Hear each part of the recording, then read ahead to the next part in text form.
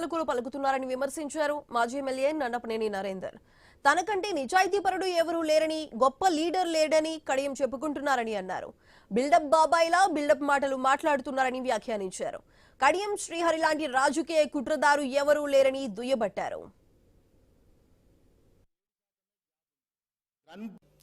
నీకు వయసు వచ్చింది కానీ సోయి లేదు కడియం శ్రీహరి.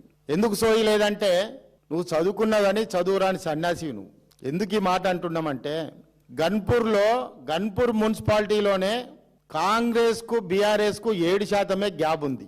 గన్పూర్ మున్సిపాలిటీలో ఎన్ని మేము గెలిచినాం, మాకు ఎంత ఓటింగ్ పడ్డది. నువ్వేమో 100 మున్సిపాలిటీలలో డిపాజిట్లు రాలే అంటావు.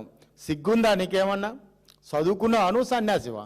నీకు జ్ఞానం ఉంటే ఎలక్షన్ కమిషన్ దగ్గర రికార్డు తీసుకో. నువ్వు స్థానిక ఎమ్మెల్యేవు, నీ కాన్స్టిట్యున్సీలోనే హెడ్ క్వార్టర్లోనే మున్సిపాలిటీలోనే మాకు 7% గ్యాప్ ఉన్నది.